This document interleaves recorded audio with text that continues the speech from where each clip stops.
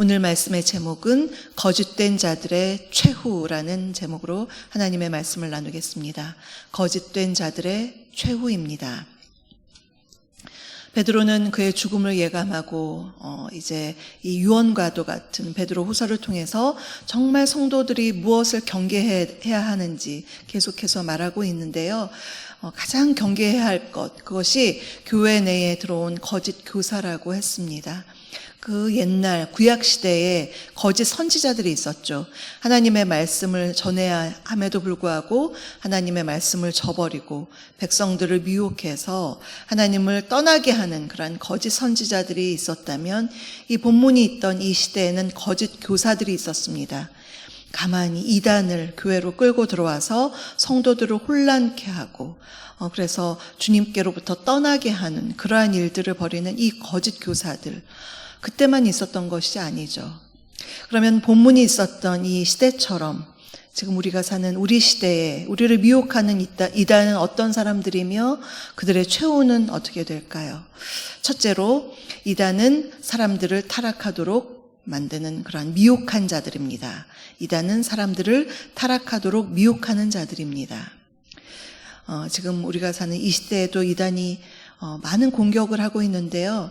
지난주에 이제 목요 전도팀하고 함께 전도를 이렇게 나갔는데, 이 몽촌 그 앞을 이렇게 지나면서 다가오는 여자분이 굉장히 인상이 좋더라고요. 그래서 예수님 믿으세요? 예수님 믿으세요? 이렇게 전해드렸는데, 저 하나님의 교회 다녀요. 그래서 너무 속상하더라고요. 우리가 지금 너무나 마주칠 수 있는 가까운 거리에 하나님의 교회가 있죠. 제가 오늘 몇 가지 우리 주변에서 볼 수 있는 이단에 대해서 좀 정리를 해드리겠는데요. 하나님의 교회, 정말 곳곳에 되게 크다, 성전이 크다 하면 하나님의 교회입니다. 거기에 교주는 안상홍 또 장길자인데요. 안상홍은 이미 사망을 하였고, 장길자를 이제 어머니 하나님으로 추대합니다. 그래서 이들의 특징은요, 본인들을 사회봉사단체로 그렇게 소개를 합니다. 아주 좋은 이미지를 가지고 그렇게 홍보를 하고요. 거리에서 이렇게 전도를 할 때에 이제 그분들이 홍보물을 나눠줄 때, 저희 교회 다녀요, 이렇게 얘기하면, 그래요? 그러면 안식일이나 유월절을 지키십니까? 그렇게 물어봅니다. 유월절 많이 들어본 것 같잖아요. 그래서 유월절 우리는 안 지키는데 라고 하면서 이제 안 지켜요 라고 하면 얘기를 이어가죠. 그들의 어떤 수법인데요. 그래서 어머니 하나님을 아십니까? 유월절을 지키십니까? 이런 것으로 이제 일반 우리 교회를 다니는 성도들을 이제 헷갈리게 하기 시작합니다. 그래서 우리는 이제 우리가 먼저 그 잘못된 것을 알아도 우리가 알아야 될 부분이 있지만 진리를 확실하게 알면 되는 거죠. 우리는 삼위일체 하나님을 믿습니다. 그 중에서 성부 하나님은 아버지 하나님이죠. 어머니 하나님이 아니죠. 성자 예수님, 성령 하나님, 그 삼위일체 하나님을 믿는 것, 이것이 정통 기독교이고요. 그래서 이 어머니 하나님은 신학적으로 틀린 것입니다. 또한 우리는 예수님을 믿기 때문에 예수님 이후에는요, 이런 율법의 절기를 지키지 않아도 됩니다. 그 대신에 예수 그리스도를 중심으로 한 교회력을 우리는 지키죠. 성탄절, 부활절, 이렇게 이 교회력을 지키는데, 그래서 유월절이나 특별히 안식일은 유대인들이 토요일에 지켰던 그런 안식일이거든요. 이제는 지키지 않아도 되고 우리는 그 대신 주일을 지킵니다. 우리가 명확히 우리 종교, 내가 믿는 기독교가 어떤 것이다라는 걸 명확하게 알아야 되고, 또 그들에 대한 것을 이렇게 알아야 되겠죠. 하나님의 교회는 포교 방법이 굉장히 공격적으로 합니다. 해외에도 많이 뻗어나가 있고요. 언론, 잡지 흔하게 볼 수가 있습니다. 또 전시회를 열어요. 어머니에 관련된 사진전을 엽니다. 우리 한국 사람들의 정서로 어머니 하면 굉장히 마음이 뭉클하죠. 감성을 자극하는 그런 어머니의 굉장히 얼굴이 이제 노인이신 그 얼굴에 주름이 많은 대표적인 그 어머니들의 사진을 전시하면서 이것이 그 하나님의 교회인지 모르고 그냥 보는 거예요, 사람들은. 그래서 다양한 방법을 통해서 자신들을 포교하고 있고요. 또 많은 자금을 끌어들여서 정말 곳곳에 큰 교회다라고 보면 하나님의 교회입니다. 그들의 어떤 이러한 방식 우리가 좀 기본적으로 알아야 될 것 같고요. 두 번째로 신천지는 뭐 너무나 여러분들이 잘 아시죠. 교주 2만이고요. 도별로 12지파가 있습니다. 대부분 성경 공부하자 이걸로 끌어들이죠. 예전에 이제 지하철 타러 이렇게 가보면 젊은데 굉장히 정말 인상이 좋은 젊은이들이 뭔가를 이렇게 물어보고 하는데 보면은 뭐 설문조사 같은 거를 하고 그러면서 되게 인상 좋게 다가오니까 거기 이제 응해주고 하는데 바로 이 신천지의 포교 방법입니다. 최근에 코로나 이후에는요, 그 포교의 대상을 이제 포교를 굉장히 공개적으로 코로나 때 본인들이 어려움을 당한 이후에 잠잠했다가 지금 코로나 이후에는 굉장히 공격적으로 지금 그 태세를 전환을 했고요. 젊은이들이 예전에는 젊은이들이 많은데 지금은 포교 대상이 연령층이 좀 고령자로 높아졌습니다. 그들은 전도할 때요, 모략 전도를 합니다. 모략 전도가 뭐냐? 전도할 때는 거짓말을 해도 된다. 그래서 사람들을 쉽게 이렇게 거짓말을 하면 동원해서 끌어들이고 합니다. 그런 걸 우리가 경계해서 알아야 되겠죠.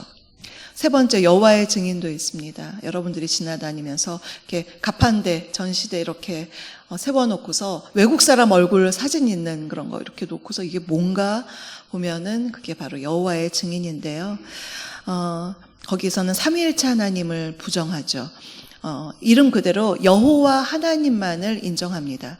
예수 그리스도는 선지자들 중에 하나, 그리고 성령님은 성령 하나님으로 인격적으로 보지 않고요, 하나의 에너지다, 파워다, 그렇게 봅니다.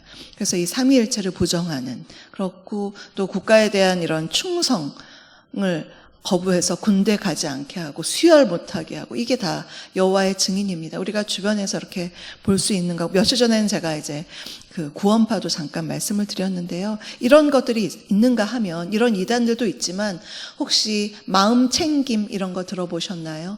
책도 나와 있습니다. 그래서 명상 프로그램으로 구글 같은 대기업에서 이 명상 프로그램으로 이 마음 챙김, 마인드풀니스라 그래서요, 이것을 도입했는데, 이것은 하나의 명상인데요. 어디에서 나왔느냐? 요가와 불교의 그 기반을 두고 있습니다. 그래서 요가의 명상 수행, 또 불교의 참선에 뿌리를 둔 것입니다. 우리가 그걸 좀 잘 알아야 될 것 같아요. 요즘 현대인들이 얼마나 복잡한가요? 마음도 복잡하고 심란하고. 그래서 우리 조용히 명상하러 가자. 그러면 명상 가서 그냥 조용히 기도하다 올까? 이렇게 그냥 갈 수가 있다는 거죠. 그런데 그 기본은요, 이 마인드풀니스는 마음을 이렇게 명상을 하면서 자신을 자꾸 비워내는 것입니다. 불교나 힌두교나 자기 비움, 자기 해탈, 영혼의 자유, 이것이 그들의 어떤 목표인데요. 우리는 비우면 안 돼요. 비우면 사단이 확 들어옵니다. 우리는 성령으로 충만해야 합니다. 나 자신은, 나의 자아는 십자가에 내려놓고 성령으로 충만해야 되는 사람들이 우리들인데, 이러한 명상 프로그램을 통해서 자꾸 비우도록 하는 거죠. 그래서 우리가 이런 것을 잘 알아야 되고요. 이들의 목표를 우리가 조금 알아야 할 것 같습니다. 이렇게 이 시대에 그야말로 이단이 판치는 우는 사자와 같이 마귀가 우리들을 끌고 가려는 이때에 정말 영적인 분별력을 가지고 이들을 잘 분별해야 할 것 같습니다. 둘째로, 거짓된 사람들의 행동에 미혹되지 말아야 합니다. 거짓된 사람들의 행동에 미혹되지 말아야 합니다. 오늘 본문에서는 교회에 들어와서 거짓된 것들을 가르치는 자들의 최후가 어떤지 보여주고 있는데요. 12절에서 먼저 그들은 이성 없는 짐승과 같다라고 했습니다.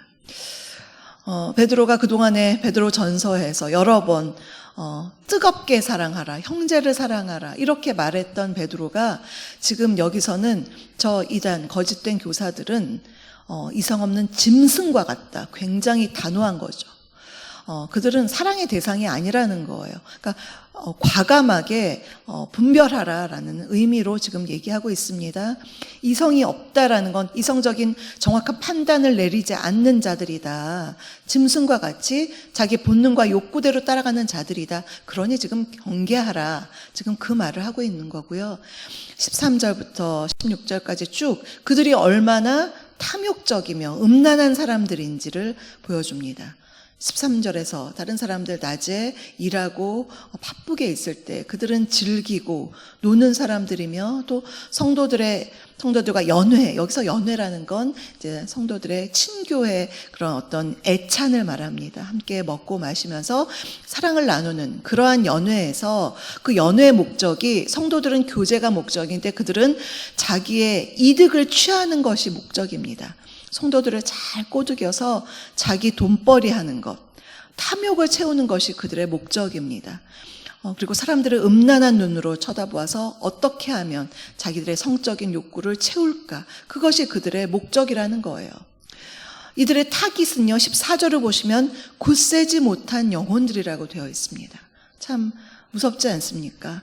굳세지 못한 영혼들을 쫙 봤다가 그들을 보고서 자기 이익의 도구로, 음란의 도구로 삼으려는 그 유혹이 그들의 목적이죠. 한마디로 성도의 목적은 하나님을 예배하고 또 성도들과의 교제, 사랑을 나누는 것이 목적인데 이렇게 이 이단 거짓된 자들의 목적은요 완전히 다르다는 것 우리가 알아야 합니다. 그러면서 이들에 대한 예로 15절부터 16절까지 구약에 있었던 부올의 아들 발람을 예로 들고 있는데요. 발람은 민수기 22장부터 24장까지 나옵니다. 발람 선지자였었는데요. 모압 왕 발락이라고 하는 이름이 좀 비슷하죠. 모압 왕 발락이 이스라엘 백성들을 너무나 두려워해서 이 저주 전문 그 선지자인 발람을 찾아갔습니다. 그래서 저 이스라엘 백성들을 저주해달라 이렇게 부탁을 합니다.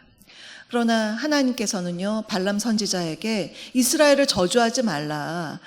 내 백성들이다. 그러니 저주하지 말라. 저 모압 사람들 따라가지 말라. 그렇게 정확하게 하나님께서 명령을 내리셨습니다. 그래서 발람은 처음에는 모압 사람들에게 나 못 가겠다. 너희들 따라서 못 간다. 너희들 따라가면 저주해야 되는데 못 간다. 이렇게 말은 했는데요. 발락 왕이 모압의 그 귀족들을 보냅니다. 그래서 우리가 당신들을 이렇게 크게 높여서 존귀하게 여겨 드릴 테니 우리를 따라 갑시다. 그렇게 찾아왔을 때 발람이 뭐라고 하는 줄 아십니까? 왕의 집에 가득한 은금을 내게 줄지라도 안 가겠습니다. 지금 모압 사람들이 와서 은금 주겠다고 얘기하지 않았어요.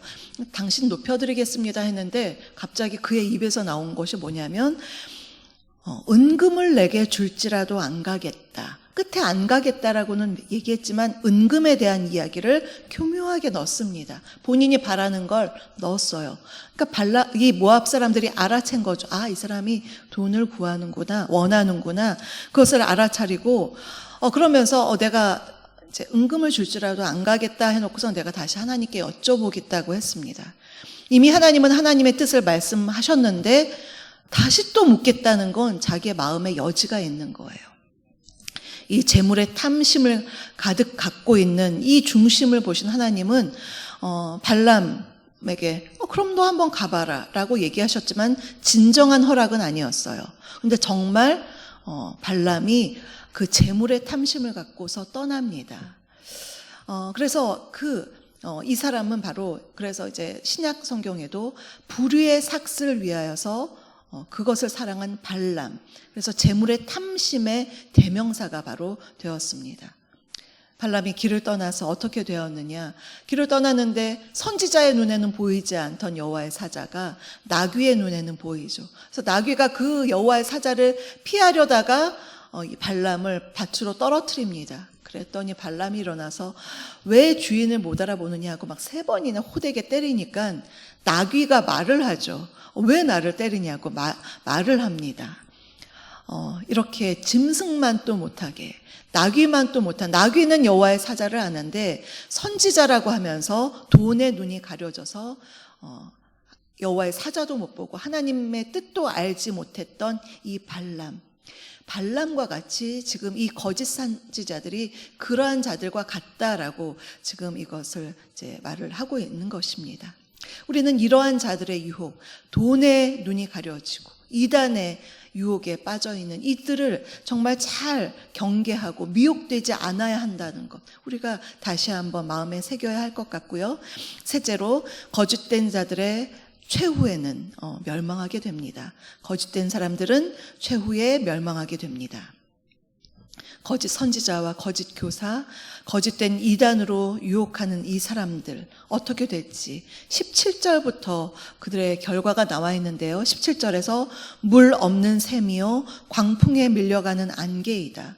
샘에 물이 없다면 뭐 아무것도 볼 게 없는 거죠. 또 광풍에 밀려가는 안개처럼 정말 불안정한 이들의 최후에는 캄캄한 어둠인 지옥만이 준비되어 있다. 하나님의 진노의 심판이 기다리고 있다라고 말씀합니다. 20절 이하에서는 그들의 영적인 타락의 결과로 참 아예 그냥 그들이 예수 그리스도를 안 믿는 것보다 더 나쁘다. 주님을 몰랐다면 믿으면 되는데 이미 도를 알고서도 거기서 타락했기 때문에 그들은 더 가능성이 없다. 21절에서 이렇게 말합니다. 의의 도를 안 후에 받은 거룩한 명령을 저버리는 것보다 알지 못하는 것이 도리어 그들에게 나으니라. 오히려 복음을 몰랐으면 복음을 받아들이면 되는데 복음을 알고도 저버린 것 더 죄가 크다라고 말을 하는 것이죠. 맨 마지막 22절에서 두 개의 속담이 나옵니다. 개가 그 토한 것에 돌아간다. 이것은 잠언에 나오는 속담입니다. 잠언 26장 11절에 나오는 것으로요. 솔로몬이 미련한 자들을 대할 때 이러한 속담을 했습니다. 개가 그 토한 것을 도로 먹는 것 같이 미련한 자는 그 미련한 것을 거듭 행하노니라. 그래서 그 뜻이 뭐냐면 개가 토한 것을 다시 먹는 거, 얼마나 더러운 것을 먹는 거예요. 그런데 그런 것처럼 이 이단과 거짓된 자들은 그 개의 본성, 개라고 하는 건 굉장히 안 좋은 표현이죠. 그 본성을 지닌 이들은 타락한 본성대로 다시 죄악의 길로 빠진다라는 그런 의미입니다. 두 번째 속담인 돼지가 씻었다가 다시 구덩이에 도로 누웠다. 씻으면 좀 깨끗하게 있어야 되는데 다시 구덩이에 넣었다. 이것은요, 성경에는 나와 있지 않지만 이 당시 대중에게 많이 알려져 있던 아이카르의 이야기라는 설화에 나온 이야기인데요. 기독교를 다 받아들인 후에 다른 이교도에 빠지는 것, 이것이 바로 어리석은 것이다. 그러한 의미입니다. 사랑하는 성도 여러분, 베드로의 시대나 지금 우리가 사는 이 시대에나 이단의 유혹, 재물의 탐심, 남녀 이성에 대한 유혹으로 정말 마귀는 우는 사자와 같이 이 굳세지 않은 영혼들을 끌고 가려고 하는 이러한 때를 살고 있습니다. 이런 때에 정말 필요한 것은 깨어있는 영성입니다. 나는 괜찮아. 이것은 정말 방심은 금물입니다. 언제나 깨어서 경계해야 합니다. 이러한 악의 유혹에서 자신을 지키고 굳세지 못한 성도들이 있다면 악한 길에 빠지지 않도록 서로를 이렇게 지켜주면서 끝까지 믿음의 길, 의의 길을 걸어가시는 저와 여러분 되시기를 주님의 이름으로 축복합니다. 오늘의 말씀을 생각하시면서 찬송가 357장을 부르시겠습니다.